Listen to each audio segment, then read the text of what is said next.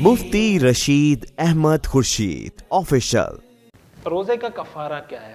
روزے کا کفارہ تین چیزیں ہیں، وہی کفارہ ہے جو کفارہ ظہار قرآن میں ذکر ہے۔ پہلی چیز ہے غلام آزاد کرنا، ظاہر ہے کہ وہ آج کے دور میں نہیں ہو سکتا۔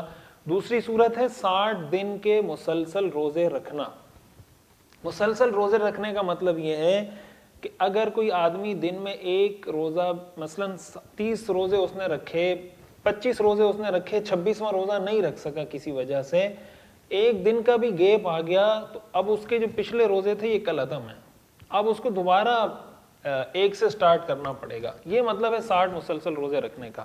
ہاں، عورت اگر کفارے کے روزے رکھ رہی ہے اور بیچ میں مینسز کے ایام آ جاتے ہیں، ظاہر ہے یہ تو اللہ تعالیٰ کی طرف سے ایک امر ہے، تو وہ مینسز کے ایام اس سے مستثنا ہوں گے۔ اس کے علاوہ اگر وہ کوئی گیپ لاتی ہے، مثلا مینسز کے 4 دن تھے، 5 دن تھے اور وہ 6 دن روزہ نہیں رکھتی، تو اب اس کا مطلب یہ تسلسل ٹوٹ گیا، اب اس کو دوبارہ روزے رکھنے پڑیں گے۔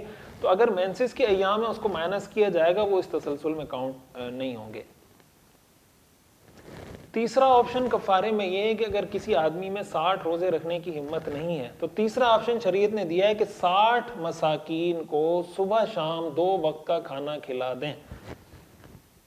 اس کو آپ آج کل یوں سمجھ سکتے ہیں کہ بھائی صبح آپ نے مثال کے طور پر 2 بریانی کی دیگیں منگوا لی، غریب لوگوں کو بلا کے کھلا دی، شام میں 2 دیگیں منگوا کے غریب لوگوں کو کھلا دی، تو آپ کا کفارہ ادا ہو جائے گا۔ اگر یہ مشکل ہے کہ آپ صبح شام 60 مسکینوں کو کھانا کھلائیں، تو یہ بھی ہو سکتا ہے کہ آپ 60 مسکینوں کو صدقہ فطر کی مقدار غلہ دے دیں یا اس کی قیمت دے دیں۔ اس سال یعنی 2022 کی میں بات کر رہا ہوں، 2.25 کلو گندم کے اعتبار سے صدقہ فطر کی جو قیمت ہے وہ 180 روپے ہے، 2.25 کلو کے اعتبار سے۔ اس کا مطلب یہ ہے کہ 180 کو آپ 60 سے ضرب دے دیں اور 60 لوگوں کو آپ 180 روپے الگ الگ کر کے دیں اگر ایک ہی دن میں دے رہے ہیں۔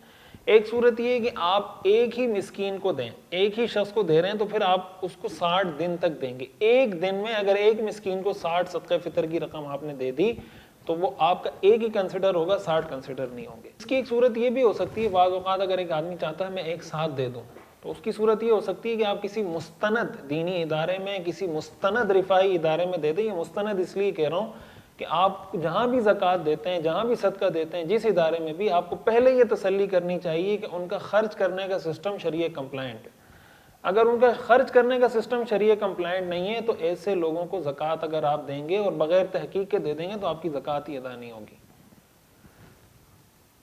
تو یہ جو کفارہ دیا جاتا ہے یہ مسکین کو دیا جاتا ہے۔ قرآن میں جو ذکر ہے، مسکین کا مطلب ہوتا ہے وہ آدمی جس کے پاس کچھ بھی نہ ہو۔ ظاہر ہے ہر زمانے کے اعتبار سے مسکین کی جو تعریف ہے وہ تبدیل ہو سکتی ہے، تو آسان الفاظ میں یہ کہہ سکتے ہیں جس آدمی کو آپ زکوٰۃ دے سکتے ہیں اس کو آپ کفارے کی رقم بھی دے سکتے ہیں۔ یہ تو ہو گیا قضاء سے متعلق اور کفارے سے متعلق بات۔ اچھا، رمضان کے علاوہ کا اگر کوئی روزہ توڑ دیتا ہے، مثال کے طور پر آپ قضاء روزہ رکھ رہے تھے رمضان کے علاوہ اور وہ توڑ دیا، تو اس کی قضاء لازم ہوتی ہے، اس میں کفارہ لازم نہیں ہوتا۔ یا کسی نے نفل روزہ رکھا ہوا تھا یا نظر کا روزہ رکھا ہوا تھا، توڑ دیا، تو اس میں صرف قضاء لازم ہوتی، کفارہ لازم نہیں ہوتا۔ ایک سوال یہ بھی پوچھا جاتا ہے کہ اگر روزہ ٹوٹ گیا تو کیا روزہ ٹوٹنے کے بعد، ٹوٹ جانے کے بعد پھر کھا پی سکتے ہیں؟ تو اس کے بارے میں بھی یہ بات پتہ ہونی چاہیے کہ روزہ اگر ٹوٹ گیا کسی وجہ سے تو اب بھی حکم یہ ہے کہ آپ اس کے بعد بھی کچھ کھا پی نہیں سکتے۔ روزہ تو آپ کا کنسیڈر نہیں ہوگا لیکن کچھ کھانا پینا جائز نہیں ہے، روزہ داروں کی طرح رہنا واجب ہے۔